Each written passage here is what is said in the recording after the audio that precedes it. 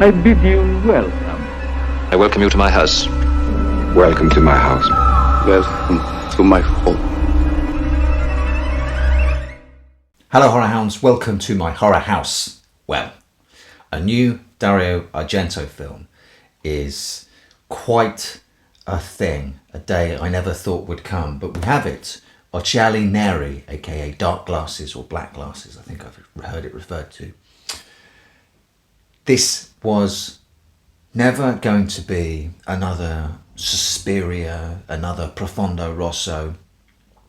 I think if you look at the films Dario directed in the end part of his career, aside from Dracula 3D, which is a bit of an anomaly, you can see him moving more firmly into thriller territory and away from sort of the excesses, the specific excesses of 70s and 80s Italian giallo cinema that he helped. He was one of the architects of. And so Dark Glasses does follow that trend. It's much more of a thriller with a murderer in it than it is perhaps a true giallo movie where you're wondering who the murderer is. The murderer in this movie is as plain as the nose on your face. But rather than review what this film isn't, or what many people weirdly seem to want a new Dario Argento movie to be, a man in his 80s, they want him to recreate the peak of his creative spark of his youth when he absolutely helped steer an entire subgenre into the global mainstream. It's not going to happen. So what is Occhiali Neri? It's a pretty good thriller.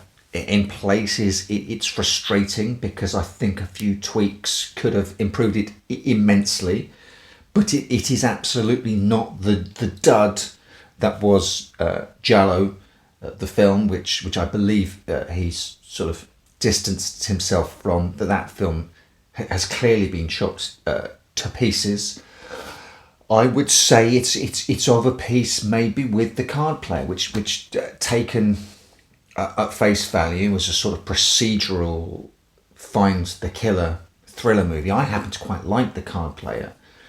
This has less of the procedural. It has little hints here and there of the relationships in Cat O' Nine Tails, little elements that you might recognise from previous films, but I certainly don't think that Occhiali Neri is an Easter egg riven. It's not an Easter egg hunt where, oh look, Dario's referencing this one of his old movies and this one of his old movies. He's not doing that. What he's trying to do is create a solid thriller, and on the whole I think he's pretty damn successful at it, with some caveats.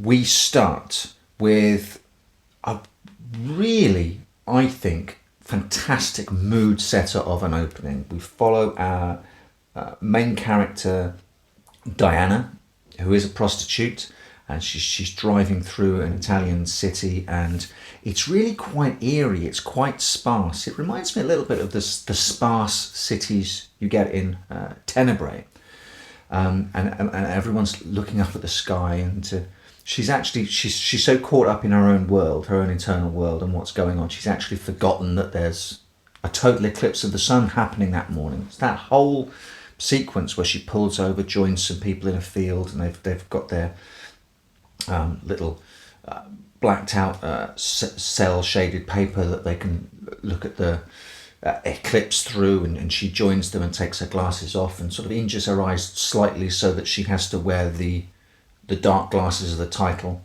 in the opening portion of the film. Later on she has to wear them because she goes blind in an accident caused by our killer. Our killer is targeting prostitutes, evidenced very graphically in the opening of the movie, as bloodthirsty an Argento murder as you could want, I believe. But the rest of the movie isn't too interested in giving us grand, operatic, grisly, gruesome deaths. There's another one at the end, just to to bookend the film, two gruesome sort of mirror images and mirror deaths, one at the start and one at the end to bookend. And in the middle, we follow our hero, our heroine, as she struggles with new life, the complete imbalance and upending of her life in an automobile accident whilst trying to escape from the killer. She's blinded. She makes a connection with the orphaned boy of a family who are also involved in the crash, and together in the second half of the movie they must survive a night being pursued by the killer. And as setups go, it's pretty sparse and pretty focused, all the better for it. You don't want too many whistles and bells in a straightforward thriller. There are things that work and there are things that don't work. Let's focus on the things that work first of all. One thing I really liked, Elena Pastorelli, our lead. Some people have sniffed at her performance. I actually think it's fantastic. I know Leo, the Geek Legion of Doom, rated her performance as well. There's a lot of internal stuff going on here. I think it's a much more subtle performance than maybe many people are giving her credit for. She's a woman in control of her own life at the start, and she has all of that control ripped away from her. And she puts on still this stoic, steely front to try and maneuver through it in this time of intense vulnerability all the time with the threat. This potentially there's a killer out there. She's never going to be able to see him coming.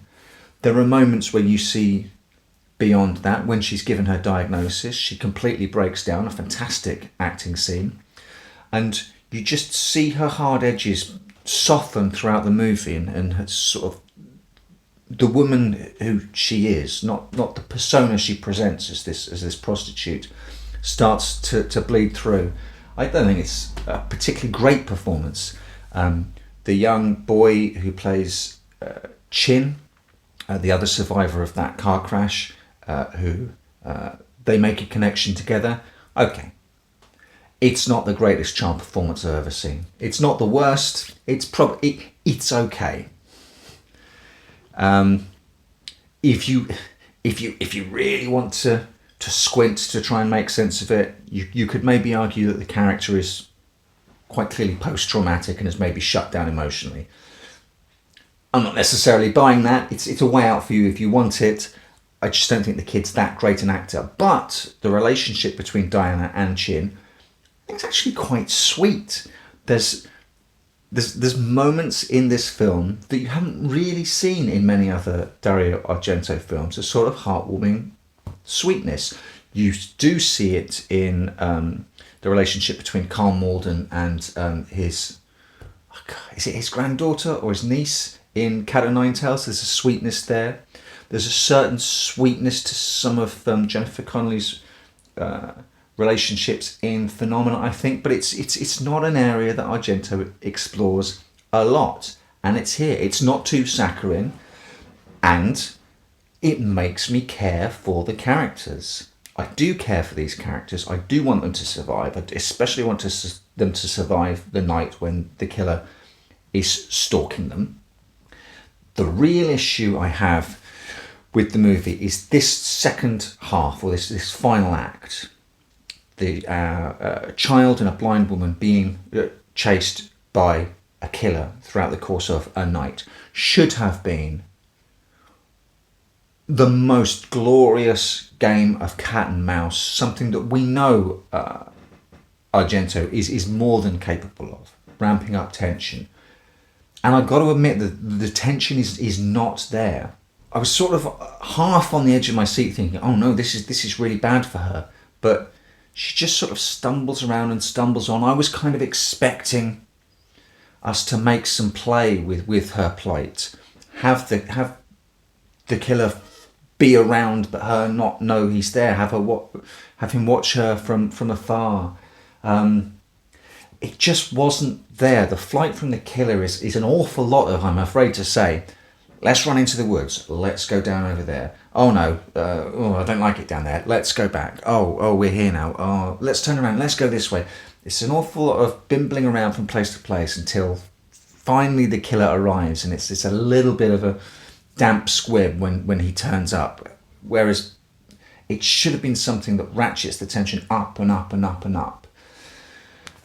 That's the main failing of the movie, I think, really. We could have had a really, really tense chase. What we don't get is an awful lot of Dario's directorial flourishes. Now, as I say, in the latter stage of his career, that's something he's moving away from anyway, and has been for quite a long time. Also, you have to take into account that he's working now on severely limited budgets that don't allow him the sort of camera setups, the extravagant camera setups he used to employ in the 70s and 80s. I'll give you an example. There's a shot right after the car crash, and it's a wonderful shot outside Dinah's car where the shattered windscreen of the car is broken open into a V, and inside this V you see her lying there bloodied, and there's smoke inside it, and the camera pulls in. And because it's Dario, I was honestly expecting the camera to go all the way into the car, do some strange sort of tilt or angle around her and get really close up to her, a true Dario shot, something that we would have seen in Four Flies on Grey Velvet. But he doesn't. And it's a great shot, but he stops outside the windscreen. And I thought to myself, the Dario of a few decades ago would have gone in. He would have gone through there. He would have gone inside the car. He'd have taken us in there. But that would have necessitated, I guess, some sort of specialist camera or some sort of crane or something like that I imagine he just doesn't have the budget for these days. It's shot competently. It looks great. The daylight stuff in the first half of the movie looks absolutely fantastic. The score is pretty great. It's a sort of techno-ish score that knows when to pull back and knows when to come in with the pounding, sort of merciless techno beat. And that was really hyping me up for the chase to come. I was thinking, this is going to sound great when she's running away from him. And so unfortunately, the chase never really materialised in the way I wanted it to. The ending is very satisfying. You will see it coming a mile off. And one of the things that really shocks me is that it's sort of drawn out unnecessarily. And that could have been tighter and neater. Just an absolute fist bump moment of shocking violence, when instead there's an awful lot of screaming for the sake of screaming and drawing this moment out when it doesn't need to be drawn out. It can just happen. Bam, there you go. After that, there's a lot sort of epilogue that ends on a really bittersweet, emotional note, which again is unusual in an Argento movie. It's a sort of tone. It's an emotional note that I've not seen him strike that many times before. There's so many enjoyable things about the movie. It's just so frustrating that the things I was disappointed about could have been so easily fixed, I feel. We know that this is a script that he co-wrote back in 2002 that his daughter Aja found in a drawer, and that was the impetus for them to get the movie made. But it does weirdly kind of feel like they took that 20-year-old script from out of the drawer and went, yeah, this will do, we'll film this, when I really think especially that final act could have just been made sleeker, made a lot more efficient, made a lot more tense, and I think people would be raving about it if that final chase had been something really special rather than just kind of happening. Will I return to it? Yeah, I'll probably double bill it with something like The Card Player if I'm ever in the mood for just Dario light, a Dario steak sandwich rather than T-bone steak with all the trimmings, which he's got in spades in the early part of his career. So if this is to be his last movie, and he's hinted that there might be one more, and I say bring it on now. If this had been another sort of Giallo or Dracula 3D, it might be a case of please Dario stop. But this is definitely an uptick from his last two movies, no question. If he's got another one of these in him, I'll take another one of these, absolutely. There's areas in this that he could improve on. And if he wants to improve yet again and give us another movie, my goodness, Maestro, please, one more, please. If this is to be his last movie, I think he's ended on a strong note rather than a resounding success. But crikey O'Reilly, given the man's filmography and the dizzying heights of some of his best movies, of his golden age, and then the sheer enjoyment of his Silver Age movies, ending on just a strong, decent thriller. I'll take that, sir. So, Dracula 3D isn't his final movie. For a dyed-in-the-wool Dario Argento fan, that is a gift that I can't put a price on. And for that alone, Occhiali Neri deserves my plaudits. It's good. It's a solid, decent thriller. There's blood in there. There's a really nice relationship at the centre of it. There's some tension.